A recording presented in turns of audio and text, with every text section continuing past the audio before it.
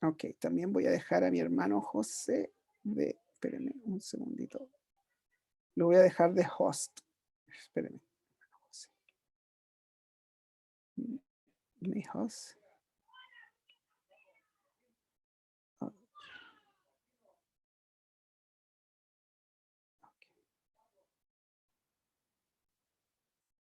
ok, ahí estamos. Ya. Entonces, en esta información que hemos estado viendo últimamente, vimos, voy a dar un pequeño repaso de cómo lidiar con los pecados que dominan nuestra vida, pecados que están en nuestro corazón y que nos van a ayudar a entender cómo Dios en su gracia y en su misericordia nos permita vivir y vencer el pecado y vencer una lista de situaciones que nos puedan estar controlando, como el enojo, manejar la ira pecaminosa, manejar el excesivo consumo de alcohol, la mentira, el engaño, las finanzas desordenadas, la mala mayordomía, una visión defectuosa de la iglesia, el ministerio o situaciones que nos afectan en nuestra vida de iglesia, en nuestra universidad o en los estudios, en una situación física, el mal uso del tiempo, en la área sexual o en la pureza, con nuestras familias, actividades sociales, con los amigos. Tanto podríamos decir que estos pecados podrían dominar cualquier área de la vida y podrían eliminarnos y frenar nuestro compromiso con el Señor. Entonces, de acuerdo a Marcos capítulo 7, versículo 21 y 23, determinamos que una de las cosas que debemos fortalecer y hacernos las preguntas es cómo poder cambiar nuestros pensamientos, nuestros deseos, nuestras intenciones. Eh, y nuestro Señor Jesucristo dijo que de la raíz del corazón salían estos deseos que controlan la vida y que muchas veces cuando somos cristianos y hemos nacido de nuevo, no podíamos o no sabíamos cómo tratar. Entonces la Biblia nos muestra, nuestro Señor Jesucristo dice que es el hombre interior, porque de dentro del corazón de los hombres salen los malos pensamientos, los adulterios, las fornicaciones, los homicidios, los hurtos, las avaricias, las maldades, el engaño, la lascivia, la envidia, la maledicencia, la soberbia y la insensatez. Sobre estos pecados de dentro salen y contaminan al hombre. Ya nuestro Señor Jesucristo lo había determinado y lo había dicho. Entonces, nuestro objetivo es que las personas sean como el Señor, sean como Cristo, y la batalla es que nuestros viejos patrones de la vida se vuelvan no tan solo dejar de pecar, sino que ser santos. Ese es nuestro propósito. Y la semana pasada vimos que hay bendiciones en este proceso bíblico del cambio, cuando entendemos que tenemos ídolos, cuando hay que eliminar esos ídolos, cuando hay que dejar de pensar antibíblicamente, cuando necesitamos mucho del Señor, necesitamos renovar la mente y eh, necesitamos ser hacedores de la palabra. Y para ser hacedores de la palabra debemos ser entrenados en la justicia. ¿Y cómo somos entrenados en la justicia? Vimos que vamos a tratar con nuestros pecados, vamos a tratar con el perdón real, la culpa real, vamos a eliminar una culpa falsa y ahora, una vez que entendemos eso, vamos a volvernos hombres y mujeres que van a luchar constantemente con la carne y vamos no tan solo a eliminar nuestros pecados, sino que vamos a vivir responsablemente en obediencia al Señor para determinar nuestra responsabilidad en nuestra santificación. Entonces vimos que a veces hay falsas promesas, hay falsas formas de paz, religiosidad también en esta idea de eh, en esta idea de ser santo. Por lo tanto, dijimos que la carne también tenía poder y lo vimos las semanas anteriores, que la carne nos decía que no tenemos que preocuparnos del pecado, la carne se volvía una víctima, la carne se vestía con trajes elegantes, la carne nos envía como en conejos de sendero, que la carne trata al pecado como que fuera una mascota de peluche y acaricia el pecado, pero en realidad no lo elimina de raíz. Por lo tanto, la carne nos dice que nos da trucos para alejarnos de la comunión con el Señor y nos da un falso sentido de la paz. Entonces, lo que tenemos que hacer ahora es radical en eliminar nuestros ídolos, nuestros pecados, nuestras situaciones o nuestra condición de nuestro corazón. Y eso se obtiene a través de una íntima relación con el Señor, un espíritu que guarda nuestro corazón. Dios es glorificado por nuestro nuevo estilo de vida. Tendremos un legado espiritual futuro para nuestros hijos y tendremos un mayor aprecio por la gracia de Dios y al final podemos decir, he acabado la carrera, he peleado la batalla. Ahora, la idea del apóstol Pablo cuando dice, he acabado la carrera y he peleado la buena batalla, es no tan solo una lucha con la expansión del evangelio, no es una lucha firme con la predicación o con la formación de iglesias, sino que también había un trabajo externo con la enseñanza, la guía, el evangelio, la expansión, el fortalecimiento, pero también interno. Entonces, los siervos de Dios son, eh, hay una lucha interna y una lucha externa. Entonces, la semana pasada hablamos de estos, de cómo Jonathan Edwards, uno de los grandes hombres de Dios del 1700, habló de cómo tenía que resolver estas actitudes que le ayudaban a vivir más como Cristo. Por lo tanto, él decía, resuelvo vivir con todas mis fuerzas mientras vivo, resuelvo nunca perder ningún momento del tiempo, mejorarlo de una manera más rentable que pueda, resuelvo nunca hacer nada que deba despreciar o pensar mal de otra persona, resuelvo nunca hacer nada por venganza y resuelvo nunca hacer nada que debiera tener miedo si fuera la última hora de mi vida. Por lo tanto, Jonathan Edwards quiso buscar la santidad interna para vivir una vida conforme a este llamamiento, no tan solo eliminar el pecado, sino que vivir en santidad.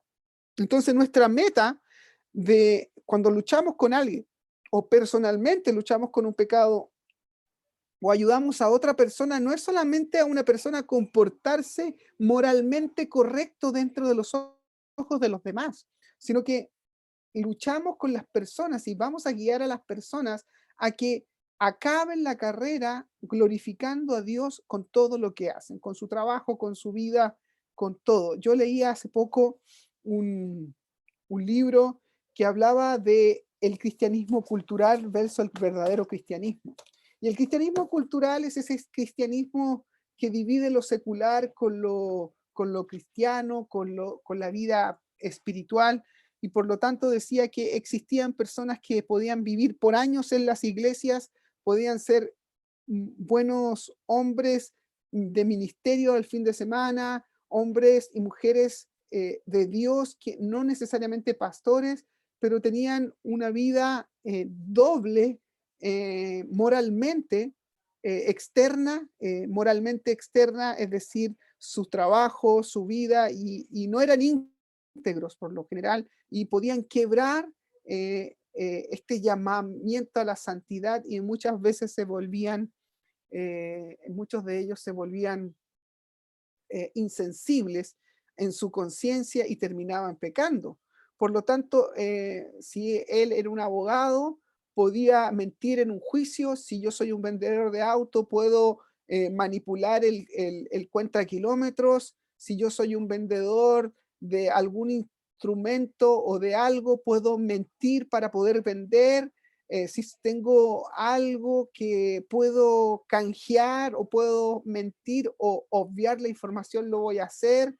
si tengo la posibilidad de ponerle el pie encima para yo escalar en un estatus en el trabajo, lo voy a ser a lo mejor una persona amargada en mi trabajo y no voy a estar viviendo en todas las áreas. Eso es en el trabajo, en la casa, voy a tener problemas con mi esposa, con mis hijos, y por lo tanto mi vida va a ser doble versus lo que la Biblia me demanda. Entonces, hoy día vamos a ver, y lo que queremos es para poder vencer realmente nuestros obstáculos a la santidad, es identificar cuáles son esos obstáculos que podemos determinar en la santidad.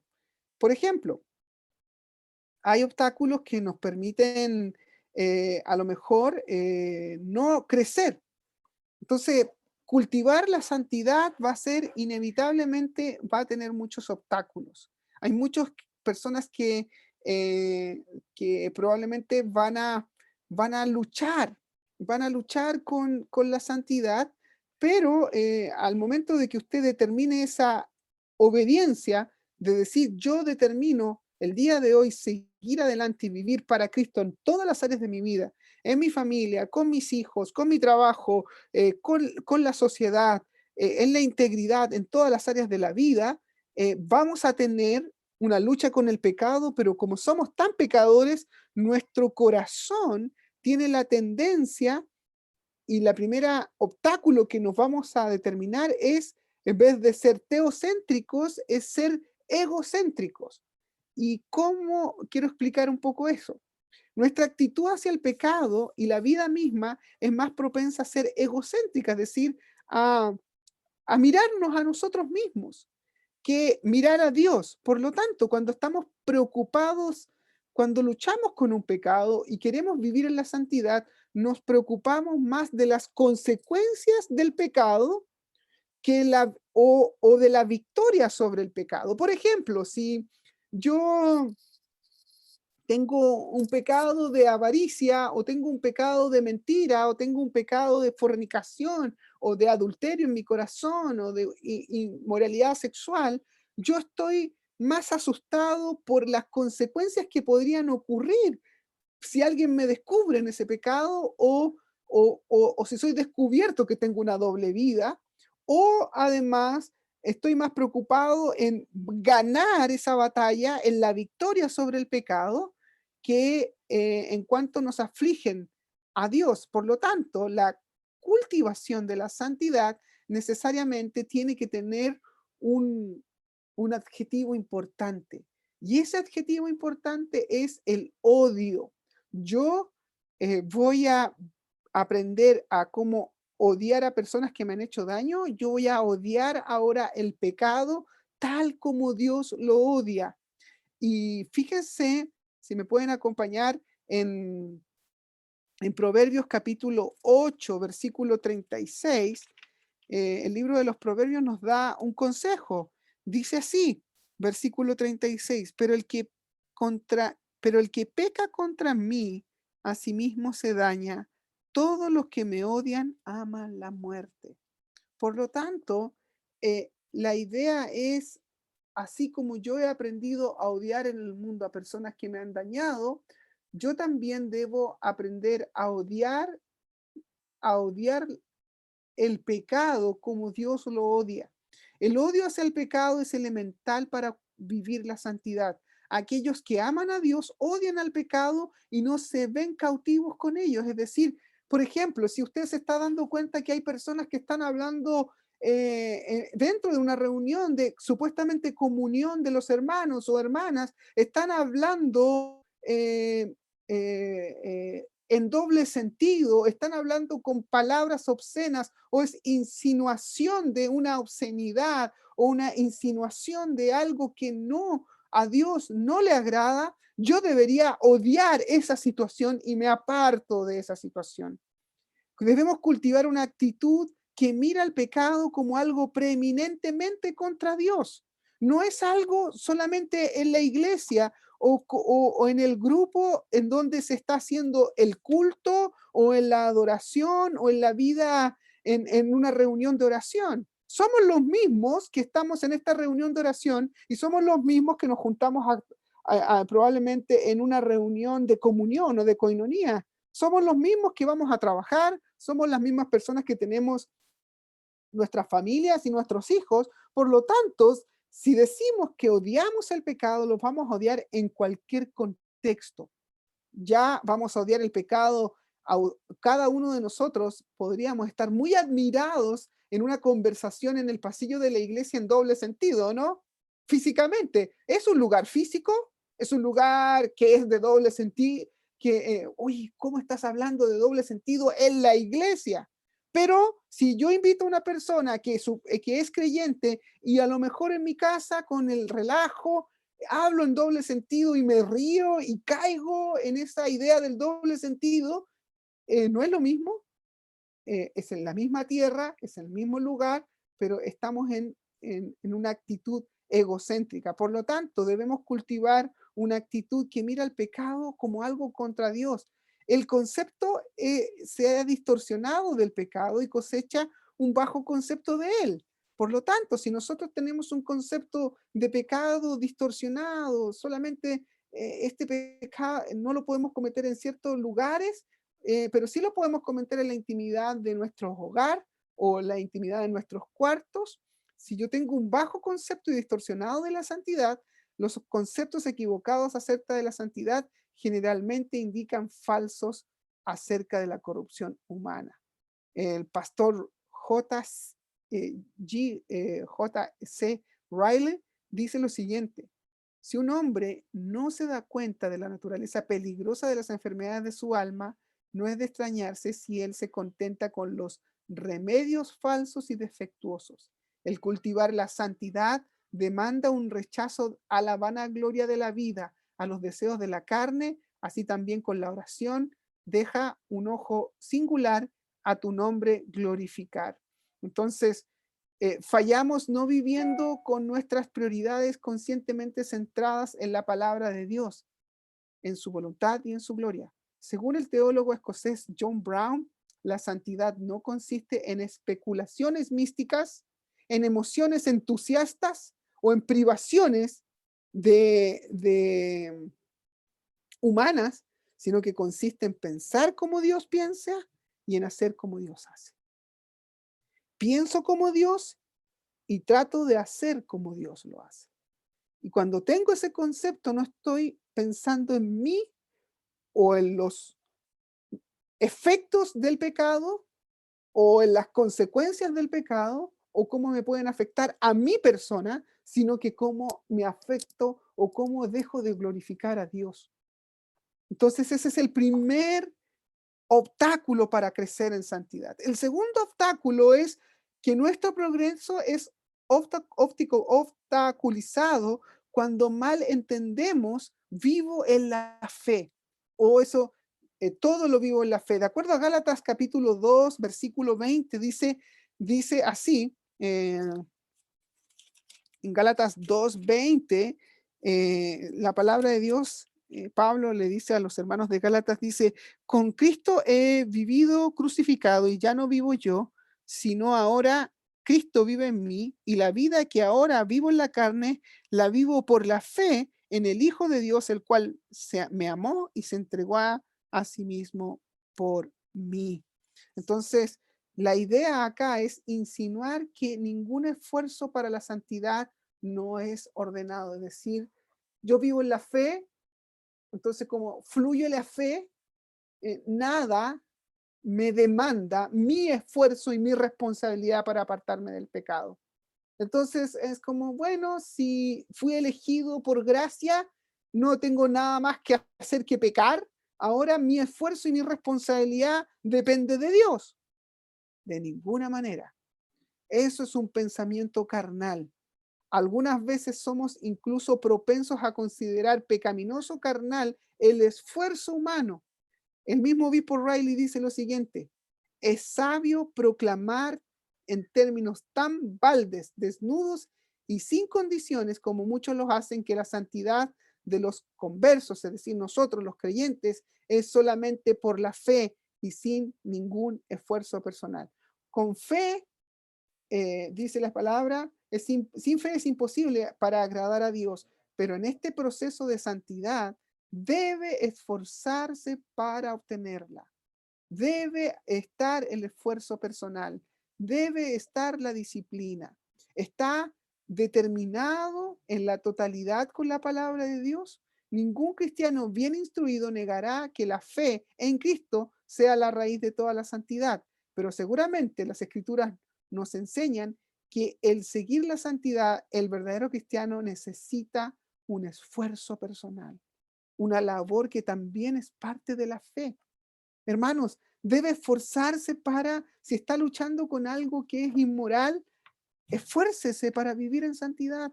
Hay que orar más, hay que luchar, hay que buscar ayuda, hay que buscar consejo de otros hombres espirituales o mujeres espirituales, consejeros que lo ayuden a pensar y a sacar sus deseos pecaminosos. El problema es que ha practicado en muchas oportunidades esos deseos pecaminosos. Por lo tanto, debe esforzarse, debe a lo mejor levantarse un poco más temprano en oración, debe acostarse a lo mejor más tarde para estudiar la palabra, debe esforzarse para salir de personas que le están llevando a las conversaciones no piadosas, a las conversaciones de doble sentido, a las situaciones que lo desvían dentro de la santidad de Dios. Somos responsables de ser santos. Por lo tanto, si una persona vive una vida como si, mira, eso es, eso es para los pastores solamente. La santidad es para los pastores, los diáconos, los misioneros. El resto lo puedo vivir como yo quiera. No, todos somos responsables. Como dice Ralph Snicket, aconseja, necesitamos implementar una actitud de pelear o huir con la relación en las tentaciones pecaminosas. Algunas veces necesitamos prestarle atención al mandamiento judicial. Amados, yo ruego como extranjeros y peregrinos que nos abstengáis de los deseos carnales. La palabra abstenerse a menudo es tan simple como si hay algo que es pecaminoso y hay algo que no me conviene, salgo.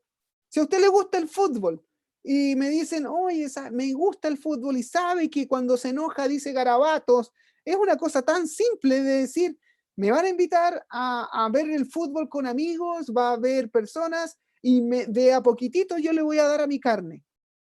No estoy diciendo que es pecado el fútbol, no es pecado ver fútbol, no es pecado ver deporte, pero si usted sabe que ha luchado por años en esa idea, claramente me debo abstener, ¿o no? Porque yo estoy luchando con Dios y luchando con mi carne. Por lo tanto, abstenerse de los deseos carnales, abstenerse de aquello que me lleva a darle pasión a mi carne. Pueden ser los negocios, puede ser la sexualidad, pueden ser las mujeres, puede ser la palabra, una conversación relajada, puede ser el descanso, puede ser cualquier cosa carnal, o incluso somos tan pecaminosos que ocupamos la teología. Tengo tantos libros, he leído de tal teólogo, he leído de tal cosa. En realidad, a veces no estoy teniendo conocimiento para glorificar a Dios y guiar a la iglesia, sino que para sentirme mejor o más con un conocimiento más alto que los otros. Entonces, si usted se ha despojado del viejo hombre y se ha puesto del nuevo hombre, debe mostrar ese patrón de vida, debe mortificar los miembros o los hábitos malvados, debe buscar las cosas de arriba. Ahí está Colosenses 3, 1 del 1 al 5, Colosenses 2, como es una bendición divina. Mira lo que dice Efesios Colosenses 2, Colosenses capítulo 2, versículo 9 en adelante. Dice, bueno, Colosenses 2, versículo 8 y 9, dice así: mirad que nadie os haga cautivos por medio de su filosofía y vanas sutilezas, según la tradición de los hombres, conforme a los principios elementales del mundo y no según Cristo, porque toda la plenitud de la deidad reside corporalmente en él, y dice, y habéis sido hechos completos en él, que es la cabeza sobre todo poder y autoridad. En él también fuiste circuncidados con una circuncisión no hecha por manos, al quitar vuestro cuerpo de la carne mediante la circuncisión de Cristo, habiendo sido sepultados con el bautismo, en el cual también habéis resucitado con él por la fe en la acción del poder de Dios, que le resucitó entre los muertos. Y cuando estabais muertos a vuestros delitos, en la incircuncisión de vuestra carne, os dio vida juntamente con él, habiéndonos perdonado todos los delitos y habiendo cancelado el documento de deuda que consistía en decretos contra nosotros, que nos era adverso, y lo ha quitado en medio, clavándolo en la cruz, y habiéndolos despojado de los poderes, autoridad, y hizo en ellos un espectáculo público sobre ellos por medio de él. Y después acá dice, por tanto, que nadie se constituya en vuestro juez con respecto a la comida o la bebida, o en el cuanto el día de fiesta o la luna nueva o el día de reposo, cosas que solo son la sombra de lo que ha de venir, pero el cuerpo pertenece a Cristo. Nadie os defraude a vuestro premio deleitándose en la humillación de sí mismo y en la adoración de los ángeles, basándole en visiones que ha visto, hinchado sin causa por una mente carnal. Entonces, fíjese que nos habla de la salvación, de los frutos de la salvación, de la obra de Cristo, y después comienza a hablar de la bebida, de las fiestas, de las cosas que debo o no debo hacer. Entonces, nos está diciendo que todas estas cosas, si me alejan de Cristo, es carnal, versículo 19, pero no haciéndose a la cabeza, de lo cual todo cuerpo bien nutrido y unido por las coyunturas y los ligamentos crece en un crecimiento que es de Dios. Si habéis muerto con Cristo a los principios elementales del mundo, porque así, si aún viviráis en el mundo, os sometéis a preceptos tales como no manipules, no gustes, no toques, todos los cuales se refieren a las cosas destinadas a perecer con el uso, según los preceptos y las enseñanzas de los hombres. Entonces, a veces la mortificación del cuerpo y abstenerse tan solo por el hecho de religioso, en realidad eso no salva nuestra alma, no ayuda a nuestro corazón. Entonces, hay una persona, si le puede poner, hermano José, a alguna persona que se escuche la vida. Ahí sí. Entonces, esto es muy importante recordar, hermanos. Hay que poner a trabajar la fe en Cristo para eliminar el pecado y vivir conforme a la voluntad de Dios. Entonces, hay alguien que tiene el micrófono abierto, hermanos, no sé quién es. Si lo puede parar, por favor. Ahí sí, muchas gracias. Gracias, hermano. Gracias, hermano José. Ya. Entonces, ¿qué nos enseña esto? Que las cosas de no toques, no hagas esto, no hagas aquí, no hagas allá, puede ser peligroso para la iglesia. Lo único, la lucha con el pecado se gana con la intimidad con Cristo y mi esfuerzo personal con mi relación íntima con el Señor. Pasar tiempo con Él. Dice, y viviráis para ver morir totalmente la lujuria a sus pies, escribió John Owen. Ponga a trabajar la fe en Cristo, hacer morir el pecado con una intimidad con el Señor, no por norma religiosa, no por algo que me dice, mira, abstente y pégate. No, esa no es la idea. Esta batalla es una batalla espiritual. Tercero, no sé si voy a alcanzar por el tiempo, me quedan unos 5 minutos. Nos queda el orgullo de la santidad. Hemos visto la actitud egocéntrica, yo puedo con el pecado, una mente, vivir solamente en la fe sin el esfuerzo humano, y ese esfuerzo humano se basa no tan solo en el esfuerzo, sino que en la intimidad con Cristo. Y el tercer punto es sentirse mejor que otro. Cuando el orgullo de la santidad. Por otra parte, fallamos miserablemente cuando nos enorgullecemos de nuestra santidad, pensando que los esfuerzos pueden producir santidad aparte.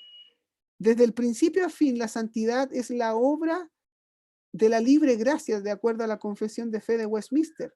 Como dice Richard Sibbes, se obtiene: por gracia somos lo que somos en la justificación y hacemos lo que hacemos en la santificación. Entonces, ningún esfuerzo humano nos va a ayudar a ser mejor que otros. La santidad no es parcialmente una obra de Dios y parcialmente una obra de nuestra. Si bien es cierto, nos esforzamos en vivir en santidad, vamos a luchar y mortificar el pecado, pero la obra de santificación, la santidad fabricada por nuestro corazón, no es una santidad conforme al corazón de Dios. Todo esfuerzo humano que involucra para ser salvo o para buscar santidad en orgullo sobre otro puede llegar a ser pecaminoso. No sé si me explico. Es decir, si bien entiendo que hay obstáculos que me pueden luchar con mi alma y decir, oye, ya soy mejor que otro, ya cuando ya me siento un poquito mejor o más santo que otro, es parte de mi esfuerzo. Entonces, aunque me esfuerzo para eliminar el pecado, el que produce santidad en mí es Dios. Todo esfuerzo humano de la vida cristiana, por nuestra parte, es el fruto de Dios surtiendo efecto en nosotros, a través de nosotros. Ocupaos de vuestra salvación con temor y temblor, porque es la voluntad de Dios. Porque es la voluntad de Dios. Él produce así como el querer, como el hacer por su buena voluntad. Los regenerados tienen una naturaleza espiritual dentro de ellos que los conducen a actuar de una manera santa. De otra manera, no habría diferencia entre ellos o los regenerados y los no regenerados. Entonces, hermanos, no obstante la autosantificación, hacemos un esfuerzo para autosantificarnos, o sentirnos superiores a otro.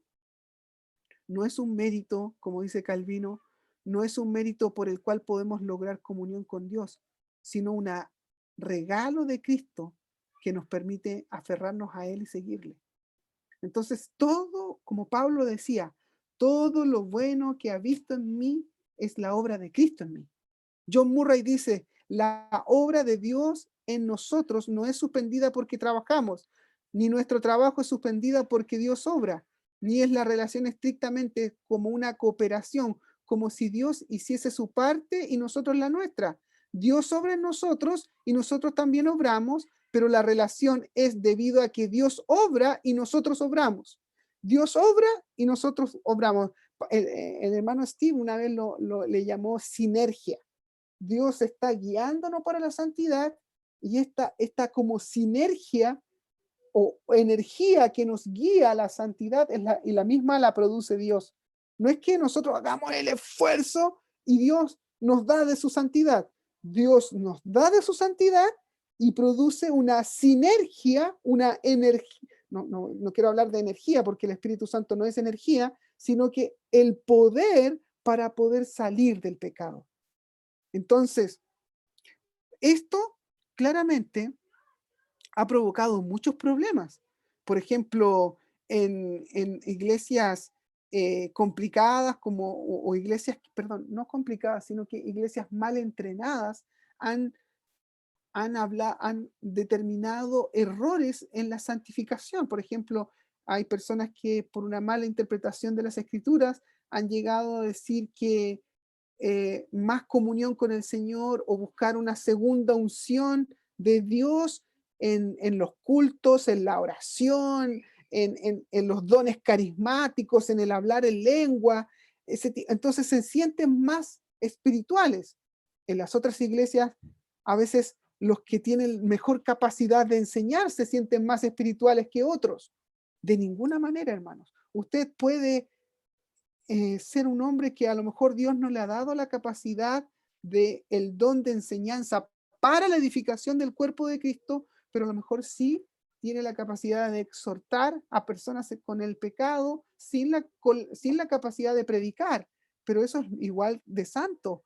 O el hombre que enseña con el hombre que a lo mejor tiene habilidades manuales para ayudar a la edificación de templos, o para limpiar el templo, o para estar en la iglesia, a lo mejor pasando la ofrenda, o a lo mejor estando en la portería, o a lo mejor ayudando y llamando a los hermanos, o a lo mejor buscando cómo servir al hermano que les falta, o ir a visitar al enfermo, o estar atento por un problema de una persona que necesita misericordia y atención. Eso no es menos santo que una predicación o una enseñanza. Por lo tanto, hermanos, eh, no podemos ser orgullosos, ni porque enseñamos, ni porque servimos, o porque tenemos algún cargo de vista, o tenemos más conocimiento que otros. La, este puede ser un obstáculo tan grande para ser santo. Eh, Kenneth Prior advierte, hay un peligro sutil de hablar de la santificación realizada esencialmente por nuestro esfuerzo, por nuestra iniciativa. Inconscientemente lo podemos hacer aun cuando reconozcamos nuestra necesidad del poder del Espíritu Santo y admitamos nuestra necesidad del poder santo, haciendo una operación de este poder dependiente de nuestro autoentrego y de nuestra consagración. Pablo lo sabía y ocurría en las iglesias. ¿Se recuerdan? En Filipenses, si me acompañan, Galatas, Efesios, Filipenses, eh, habían personas que predicaban a Cristo por contienda y por envidia. Dice Filipenses capítulo 1, versículo 14. Y que la mayoría de los hermanos, confiando en el Señor por causa de mis prisiones, tienen mucho más valor, algunos por hablar la palabra de Dios sin temor.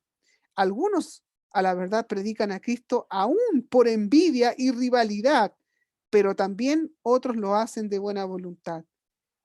Estos lo hacen por amor, sabiendo que he sido designado para la defensa del Evangelio. ¿Se, ¿Se puede imaginar predicar el Evangelio por envidia? ¿Hacer un ministerio por envidia? Oh, yo soy el que mejor hace este tipo de cosas. Yo soy el que llamo más a los hermanos. Yo soy el que visito más a los hermanos. Yo soy el que predico más a los hermanos. Yo soy el que habla más de Cristo a los hermanos. Yo soy el que tiene más misericordia con los hermanos. Como competencia. Eso es un gran obstáculo para la santidad real. Y Pablo lo tenía claro. Defensa y confirmación del Evangelio. Algunos lo hacen por envidia y y por resentimiento, dice el apóstol Pablo, por rivalidad.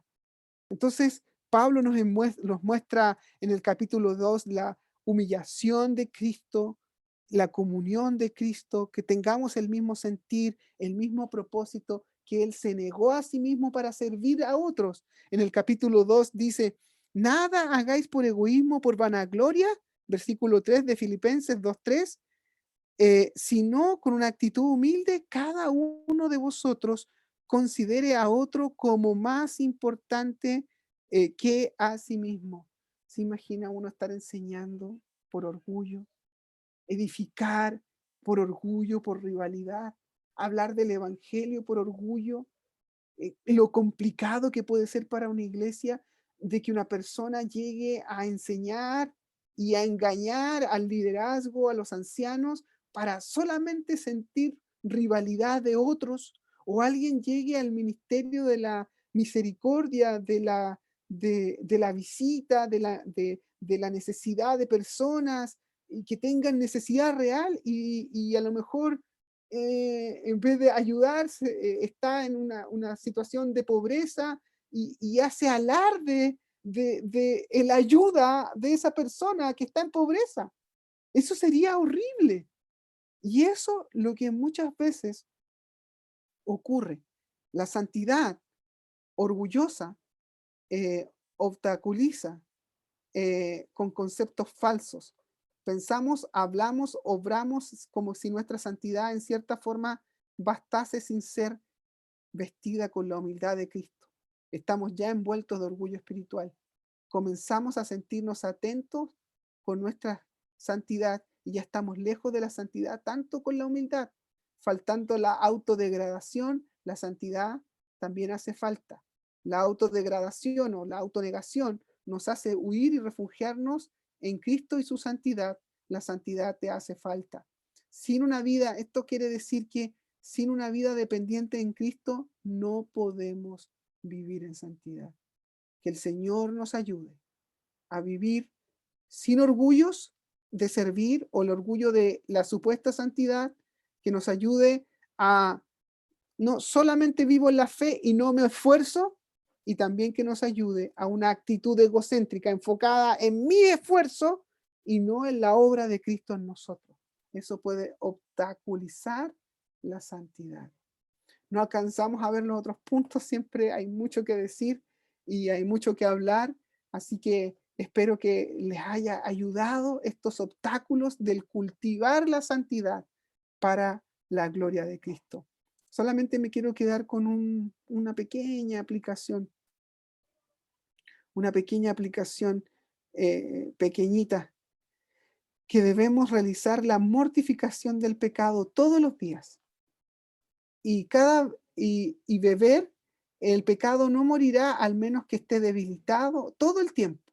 Si le da la libertad, se sanarán sus heridas, recobrará sus fuerzas. Continuamente debemos vigilar contra las operaciones de este principio de pecado, tanto en nuestros deberes como en nuestro llamado, en la conversión, en el retiro, en nuestras dificultades, en nuestro deleite, en todo lo que hagamos. Si somos negligentes y le damos ocasión, sufriremos por él cada error de una negligencia. Debemos estar atentos todos los días, luchar con nuestro pecado.